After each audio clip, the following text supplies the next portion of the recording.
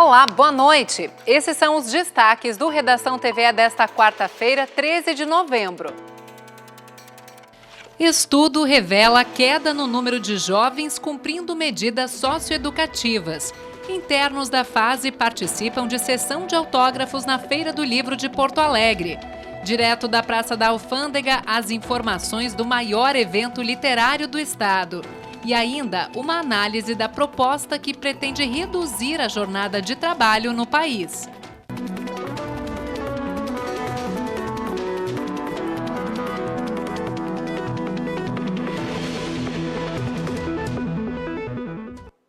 Em 10 anos, a quantidade de jovens privados de liberdade passou de 23 mil para 12 mil.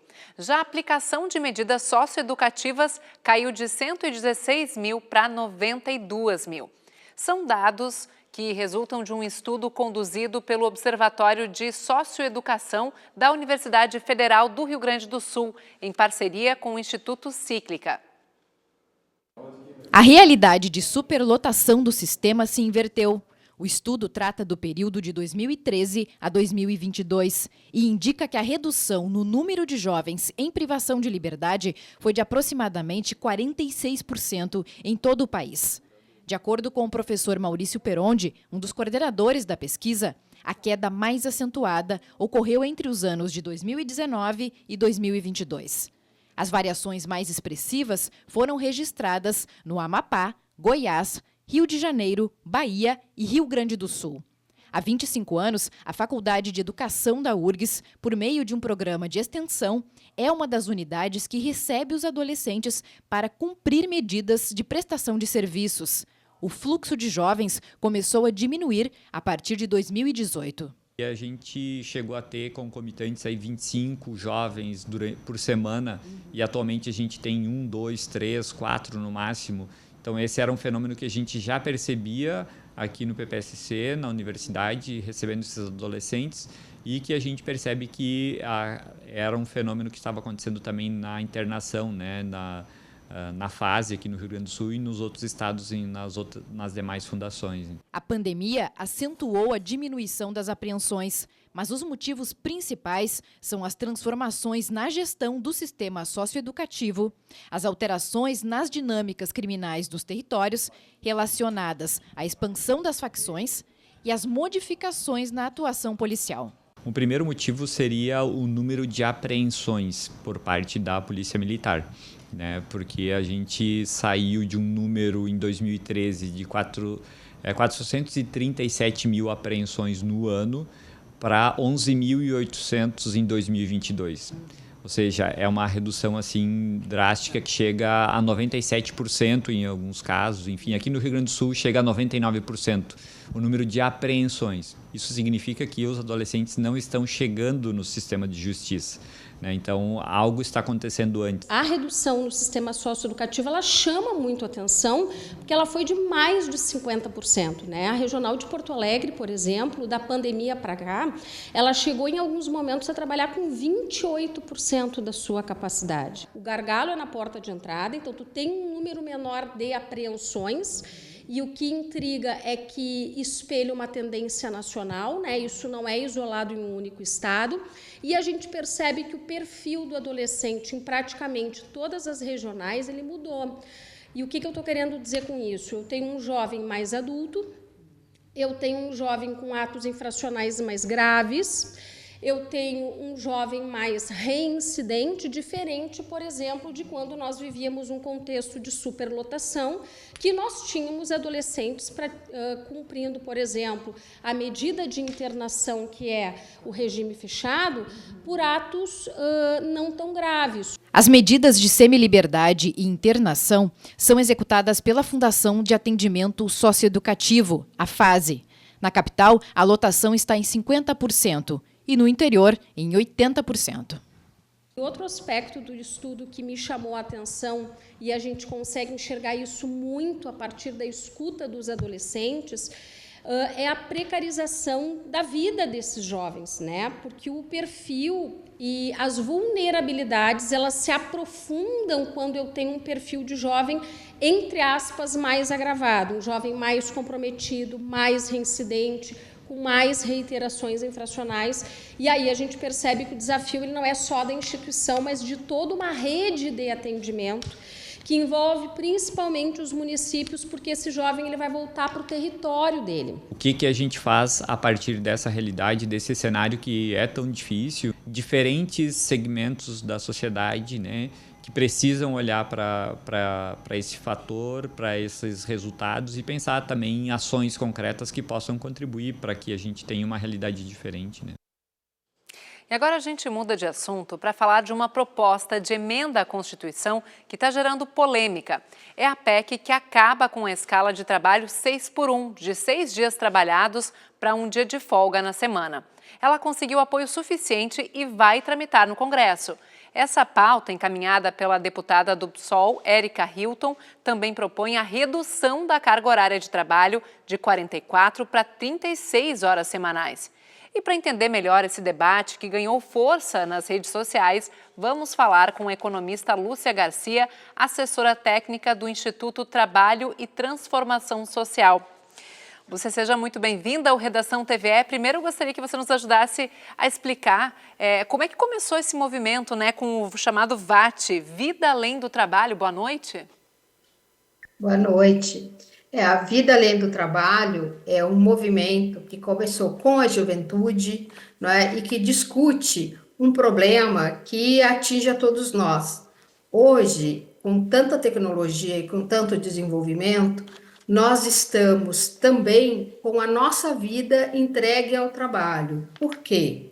Porque não apenas as jornadas de trabalho cresceram muito ao longo do tempo para algumas categorias, como nós estamos todos em situação de plantão, aguardando que nos chamem, não é, a trabalhar, seja através do computador, seja através de artefatos como o nosso smartphone, por exemplo. Então, estamos sempre ao alcance daquele que nos subordina no processo de trabalho. Isso faz com que você não tenha mais vida pessoal, que o trabalho invada a sua casa, seja através do teletrabalho, seja através das demandas constantes. E isso faz com que as nossas jornadas hoje, embora registradas formalmente como jornadas em torno de 44, 43 horas, na verdade elas sejam jornadas muito extensas, né? E por isso nós temos o efeito do burnout, que é uma exaustão pelo trabalho, e um prejuízo à saúde mental, não é, dos trabalhadores. E esse movimento ele é tão verdadeiro que ele hoje tem uma adesão pública nacional e passou muito rapidamente, porque as pessoas que nos ouvem, nos assistem nesse momento, já devem ter visto vários bons temas legítimos, demorarem muito para tramitar no Congresso Nacional. E essa proposta está tramitando muito rapidamente. Lembrar a todos que a jornada de trabalho no Brasil é de 44 horas, desde a Constituição de 1988, mas o mercado faz com que o volume de horas trabalhadas se estique, não é? Então, nós começamos a ter, com a desregulamentação que veio pela reforma trabalhista, que veio pela lei da generalização da terceirização e de um processo de liberalização, né, de queda de leis e limites no mercado de trabalho, para uma situação que faz com que a gente trabalhe tanto quanto um trabalhador brasileiro na virada do século XIX para o século XX. Então, essa é uma luta legítima. Sim, Lúcia, aproveitar para compartilhar aqui alguns dados também. A Organização Internacional do Trabalho diz que no Brasil, em média, a gente trabalha 39 horas semanais. Isso é acima de países mais desenvolvidos, como os Estados Unidos, França, por exemplo, Inglaterra, mas menos que a maioria das nações em desenvolvimento. Como você avalia o impacto das mudanças em discussão, né, tanto para trabalhadores como para os empresários? Se fala, por exemplo, de uma preocupação especial com os pequenos empresários e como isso poderia inviabilizar alguns negócios? Bom, em primeiro lugar, a média, né, ela reflete uma realidade do Brasil que é de uma desigualdade muito grande entre os trabalhadores. Por exemplo, se nós vamos colocar na conta os trabalhadores do setor público, nós vamos encontrar um volume menor de horas trabalhadas. E por isso que essa média fica em 39 horas. Mas há uma parte substantiva dos trabalhadores no Brasil que trabalha 42, 43, 44 e até 50 horas semanais, né? Então, essa média é como a média de profundidade do Guaíba. A média de profundidade do Guaíba é 0,5 metro. Bom, isso reflete uma situação que nós podemos tomar como verdadeira e geral? Não. Então, essa é a primeira questão, acho que dessa tua indagação que precisa ser ponderada. Segunda questão. O processo de emenda, a proposta de emenda parlamentar, ela é clara. Ela diz que nós deveríamos trabalhar 36 horas no Brasil, não excedendo o limite das 8 horas. Podendo haver compensações, portanto, distribuições dessa carga horária durante os 7 dias na semana e também reduções dessa carga horária mediante negociação coletiva. Portanto, a lei ela não engessa para o pequeno empregador, para o pequeno empresário, em nada essa reorganização do uso do tempo dos trabalhadores não prejudica especialmente o pequeno empresário no Rio Grande do Sul ou no Brasil. E esse pequeno empresário, muitas vezes, ele trabalha com força de trabalho domiciliar ou familiar. Portanto, ele fica aberto, por exemplo, no sábado e no domingo, porque o shopping fica aberto. Então, nós temos que discutir, não é, se nós queremos saúde, bem-estar, inclusive para o pequeno empregador, ou se nós queremos a liberalização no mercado de trabalho, porque nós já tivemos no Brasil situações de vida com conforto onde o comércio não abria aos domingos, né? Você sabia que não existe maior rentabilidade ou ganho financeiro desses pequenos negócios porque ficam de portas abertas? O que importa é se existe massa salarial e riqueza para que a economia brasileira gire. Então, essa reivindicação, que é uma reivindicação de se trabalhar menos, ela pode ser convergente, ela pode se associar ao interesse dos pequenos empregadores, dos pequenos empresários. O que nós não podemos deixar que aconteça é que se bloqueie esse debate em nome de uma ideia de que isso vai colapsar a economia brasileira, né? Tá certo. Não vai. Importantes reflexões que a economista Lúcia Garcia, assessora técnica do Instituto do Trabalho e Transformação Social, nos ajuda a fazer. Muito obrigada pela sua entrevista aqui ao Redação TVE. Certamente o debate ainda vai se estender, a tramitação é longa, passa por comissões especiais na Câmara do Senado, também tem que ser aprovado nas duas casas com ampla maioria. Mas por hora, muito obrigada, Lúcia, até a próxima. Boa noite. Até a próxima, que venha muito esclarecimento por aí. Debate, isso aí. E vamos agora a um breve intervalo. Na volta tem a previsão do tempo e as informações da Feira do Livro de Porto Alegre, direto da Praça da Alfândega. Na capital gaúcha, um fim de tarde de primavera com céu limpo. Neste momento, no alto do Morro Santa Teresa, temperatura em leve declínio na casa dos 22 graus.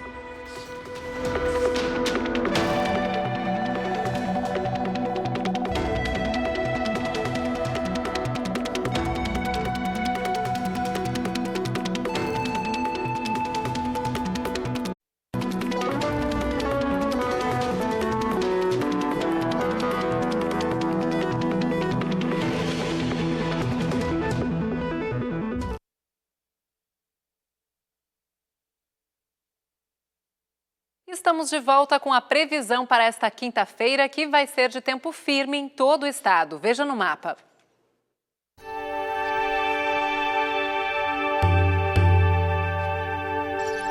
A massa de ar seco que atua sobre o território gaúcho garante predomínio de sol nesta quinta-feira. Ele aparece entre poucas nuvens na região metropolitana, no sul, no centro e na serra. Já na campanha, na fronteira com a Argentina, no norte e nas Missões, dia parcialmente nublado. E as temperaturas sobem um pouco. Mínima de 14 e máxima de 28 graus em Porto Alegre. Variação entre 16 e 23 em Rio Grande. E os termômetros sobem dos 13 para os 25 graus em Bagé.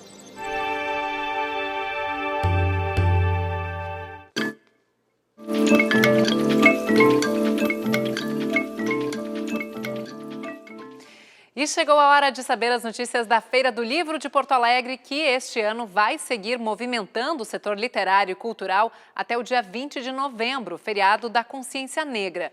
Quem traz mais informações, direto da Praça da Alfândega, é a repórter Simone Feltes. Boa noite, Simone. Boa noite, Dalva. Boa noite a todos que nos acompanham no Redação TVE. O Beto Azevedo começa mostrando aí, ó, a Praça de Autógrafos da Feira do Livro de Porto Alegre. É ali que todos os dias acontece esse encontro entre os escritores e os leitores. Muito mais do que para um autógrafo, para um momento de se falar de literatura, de se comemorar novas obras.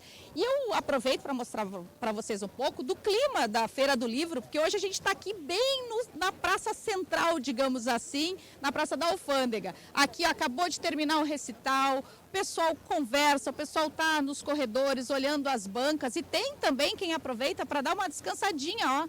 Ó, se cansou, aqui é uma praça, tem banco na praça, é só descansar, conversar, reunir com os amigos. Afinal, são 70 anos da Feira do Livro de Porto Alegre. E sobre esse tema, hoje a gente tem um convidado muito especial, que é o Isatir Botim Filho, que já foi presidente da Câmara Rio-Grandense do Livro e que está marcando esse ano dos 70 anos da feira, quase 40 anos da Isasul. Queria que tu falasse um pouco dessa história que começou lá com teu pai e com a tua mãe e que hoje tu e tua irmã seguem com tanto orgulho.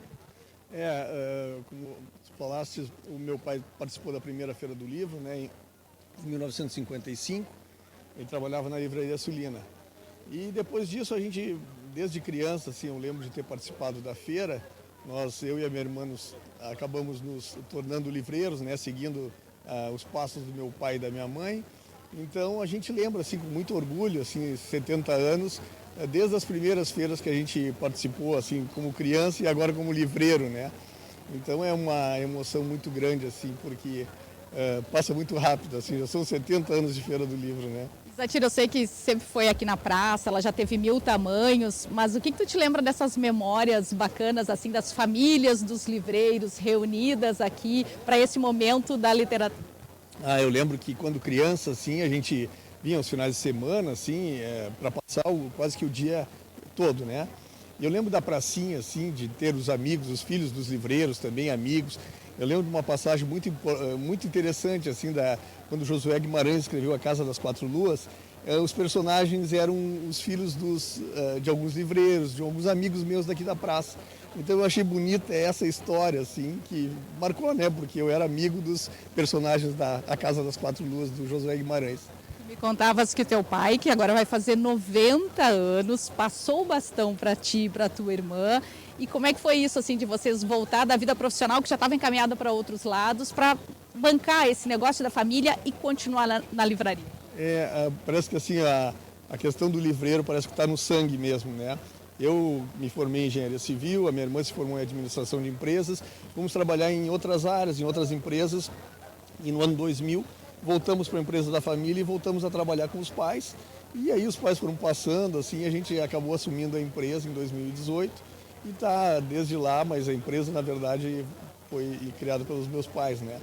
Mas é uma emoção grande, assim, de continuar trabalhando com os livros, seguindo os passos deles, né? Enfim, é muito interessante, assim, emocionante mesmo. Sobre esse contato que a Feira do Livro proporciona, né? A gente sabe que hoje em dia muita gente compra livro pela internet, mas aqui é a chance do livreiro, inclusive, poder dar aquela sugestão de literatura, né? O pessoal pode dizer o que gosta. Como é que é para vocês, assim, essa troca? Essa troca é muito interessante, porque a gente ouve comentários, é uma troca mesmo, né? A gente ouve comentários de algumas pessoas que leram algumas obras e não gostaram, e gostaram e elogiam muito. e também outras obras assim que a gente sabe que são boas, que a gente leu, ou enfim, sabe também de comentários de outros, né, e passa isso para os leitores. Então isso é uma troca muito interessante, porque as pessoas ficam sabendo, a gente troca, né, o que a gente ouve também, comenta, o que a gente lê e o que as pessoas nos dizem também, essa resposta das pessoas, isso é muito interessante. Sei que tu ouve isso bastante, né, sobre o futuro do livro, mas mais do que isso, Isatir, como é que a gente renova os leitores, como é que a gente traz novos autores também para a literatura? Eu acho que é a infância, né, investir na infância. Eu acho que é o exemplo dos pais lendo, né, pais leitores, a gente acaba tendo filhos leitores também. Eu acho que é muito importante que os pais leiam muito e passem isso para os filhos, porque eu acho que assim as pesquisas indicam isso, né, que os pais leitores, principalmente a mãe, tornam os filhos leitores também. Sempre brinco, eu tenho filhos pequenos, né? Quem vai dizer que criança não gosta de livro? É só dar um livro que toda criança gosta de livro. Ah, é verdade. E agora cada vez mais tem livros interativos, as professoras nas escolas fazem trabalhos fantásticos com livros. Então os projetos de leitura também são projetos que incentivam muito a leitura. Então eu acho que tem que seguir nesse mesmo de incentivo, porque depois que a criança começa a ler, ela se apaixona. Tem essa parceria que leva os escritores para as escolas, o trabalho mais aprofundado sobre a literatura. Sim, vários projetos de leitura, né? O Adote um Escritor aqui de Porto Alegre, Lendo para Valer do Governo do Estado. Depois de outras prefeituras aqui próximo à capital também tem projetos lindíssimos, assim, que são todos assim, um incentivo à leitura. As crianças trabalham os livros durante o ano e termina assim nesse momento da Feira do Livro que é o encontro com os autores. Isso é muito enriquecedor, né? Te agradeço muito por vir aqui dividir um pouco dessa linda história de vocês, que quero ver ainda em muitas feiras do livro, tá? E para falar de novos autores, a gente vai mostrar agora uma matéria de uma sessão de autógrafos que teve hoje à tarde aqui, o Eduardo Osório e o JK Marinho acompanharam, dos jovens da fase, trazendo a sua literatura. Ferramentas para a construção de um novo futuro. Arte e cultura se tornam elementos essenciais no processo de ressocialização. E a teoria se concretiza em ações como essa, em que a fase vai à Feira do Livro. Na realidade, Onde Moram Meus Pensamentos, volume 2, é o 4º livro de uma série onde a gente tem coletâneas de concursos literários, que já temos a realização de 7 concursos literários num espaço de tempo de 8 anos.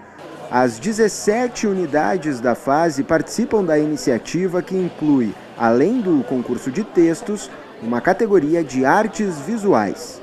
Eu quis desenhar uma mulher índia, que ela representa o povo da periferia na sociedade, que muitas vezes ele é excluído. E por ela ser uma índia, representa a nossa descendência dos nossos ancestrais que hoje estão aqui.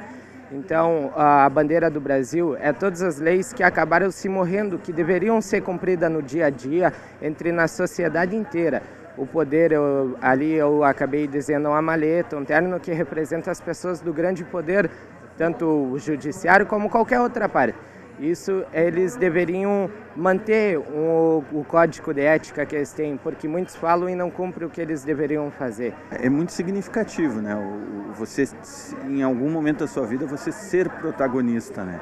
Então, o jovem poder ter a experiência de estar sentado numa bancada, dando um autógrafo de uma obra que ele criou, é extremamente importante até para um processo de reinserção dele, de valorização dele como pessoa, como cidadão. Foi realmente muito bom, fiquei muito gratificado de todo esse grande encontro que estão me reservando aqui e é um grande conhecimento da minha obra de arte. Fico expressamente agradecido por todos os colaboradores, as unidades aí de Caxias do Sul que me deram essa oportunidade. Então a leitura é sempre importante, eles passam a ler, eles passam a gostar da leitura e eles passam a criar, imaginar, sonhar. Num desses textos diz aqui, o passado eu não posso mudar, mas o futuro eu posso criar. E isso é muito importante, é uma visão de todos eles e que eles podem ser dono do próprio destino e criar o seu próprio destino. É isso aí. Informações da Feira do Livro, lá direto da Praça da Alfândega. Obrigada, Osório, Simone. E nós encerramos hoje com a banda Cartas na Rua, que se apresenta no próximo domingo no Bárbaro Cervejas Especiais aqui em Porto Alegre. Na sequência, tem as notícias nacionais do Repórter Brasil e nós voltamos amanhã às 6h30. Muito obrigada pela companhia, boa noite e até lá. Tchau, tchau.